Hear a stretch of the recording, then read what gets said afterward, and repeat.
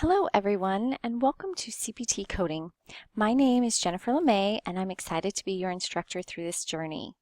We're going to start today learning about how to use the CPT Coding Manual and a little bit about CPT. You should have two books for our class. One is the CPT Coding Manual, the 2017 edition by the AMA, which is the coding manual where you look up the CPT codes. The other one is the Basic Current Procedural Terminology and HCPC Coding by Gail Smith, which is the theory that teaches us how to use the CPT Coding Manual. So with that, a little history about CPT. CPT was developed by the American Medical Association. Every year, the CPT coding system is updated, which means new codes are added, old are deleted, some just the descriptions are changed. It's updated every January, the new code sets start. So for example, January 1st of 2017, the 2017 CPT codes went into effect. And why do we use CPT?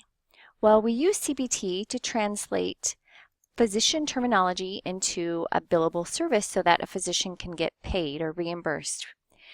With that, the coder must fully understand medical terminology, and we must understand reimbursement language so that we can accurately assign correct CPT codes. CPT codes are then accepted by insurance carriers to reflect the services that their patients received by the physician that we are coding those for. Now inside the CPT Coding Manual, I know it looks very big and we're going to cover the whole manual, but there's really 6 sections of the CPT manual. We will learn all of them. The 6 sections are surgery, anesthesia, path and laboratory, radiology, medicine, and then evaluation and management. Now within each section, it's broken down further to subsections, subcategories, headings, and within CPT there are thousands of codes.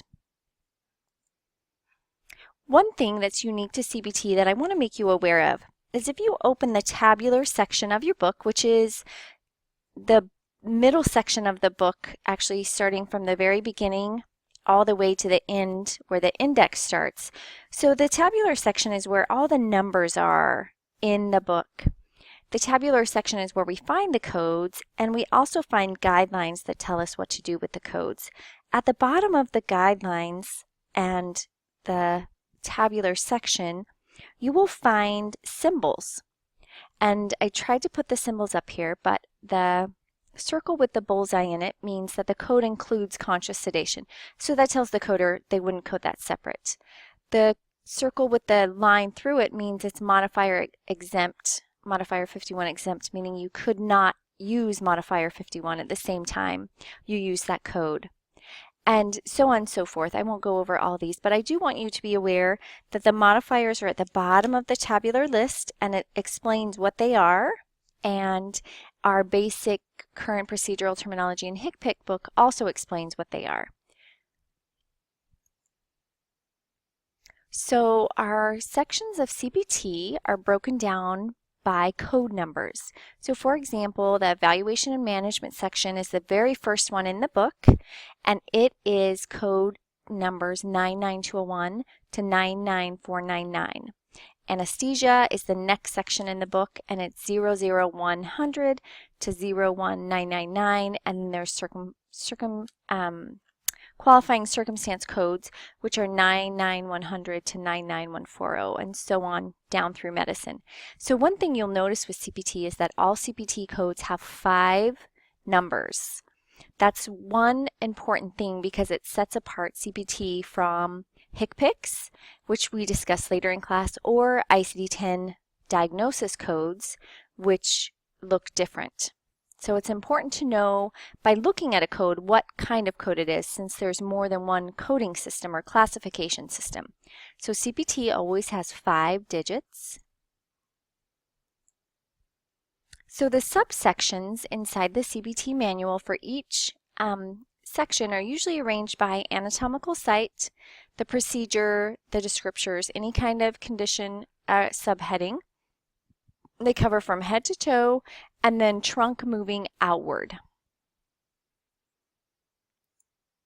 And let me give you an example of that. So our main section would be surgery, and then a subsection would be the integumentary system, right? That's inside of the surgery. Then what part of the integumentary system? Well, the anatomical site would be skin, subcutaneous, and accessory structures, and then specific a procedure would be an incision and drainage.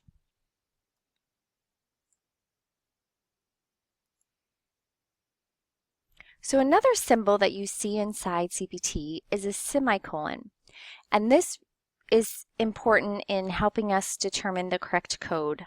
So a semicolon separates the main term or a common portion of the term from another portion of the code.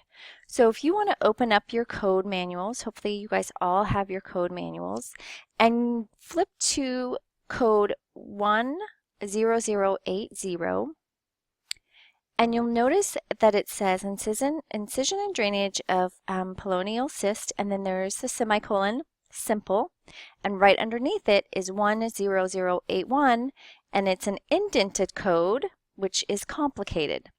So what that means is that where the semicolon is and simple is, that code 10080 is a simple cyst, but the code that's indented under it has the same definition as the first code that it's indented under to the semicolon. And then once you get to the semicolon, what's ever in the indented code replaces what's in the non-indented code. So for example, code 10081 would read incision and drainage of pilonial cyst complicated. So 10080 is simple and 10081 is complicated. So you need to be attentive to that as you're coding and really watch the indentations, the symbols.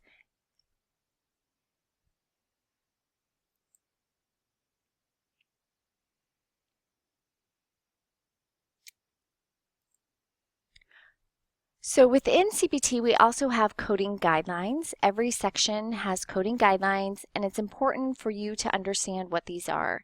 So as you're coding and you become more familiar, you'll have to refer to these less and less. But as a new coder, you want to read these. So every section has these. So for example, if you want to go look at the integumentary ones in surgery, you would go to the beginning of the surgery section, and all the guidelines are listed there. Same with anesthesia, same with all the sections, radiology. Sometimes within the sections, if there's information that the CPT book wants you to know, for example, if you're in the integumentary system and you go to repairs, it gives you the definition for simple, intermediate, complex, so that when you're coding those, you know the guideline to follow. So it's always important to read what's in the CPT manual and ensure that you're following what the guidelines are telling us to do. Also in the back of the book, right before the index. Now again, the index is in the very back of the CPT manual. It's an alphabetical listing of where you look up the codes. So the index is kind of, if you think to looking up in a dictionary, you look up your words alphabetically in a book. The index is kind of the same way. That's how we look up the codes. But right before the index is all the appendices that CPT comes with. Some of these are very valuable resources for you, so make sure and look at those from time to time. And so the meat and potatoes of CPT, like I mentioned, is the index and the tabular. So we always look up our main term in the index, and then we verify that code in the tabular. So the main term can be the surgery, can be the anatomical site, a condition, it can be a synonym, eponym, abbreviation. I recommend that you always try to look up the procedure either by the name of the procedure or the anatomical site. So for example, let's go through this scenario. So our scenario is that our patient is having an incision and drainage of a pilonial cyst. So what we're going to look up in our index in the back of our CPT book is incision and drainage. So go to your CPT index and go to I, and look for incision and drainage. Now if you just look and you see incision first, it tells you right under the word incision, see incision and drainage. So we know we just don't want to do incision because that's just cutting something open, right? Our procedure was more than that. It was incision and drainage. So we're going to go to incision and drainage, and then from there we're going to look for a cyst because that's what we drained, right? We drained a cyst.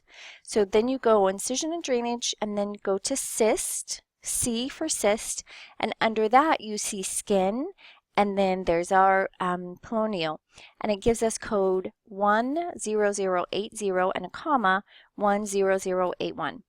So that tells the coder we have to look at both those codes and determine which one meets our scenario. So then you take those two codes and you flip to the tabular section.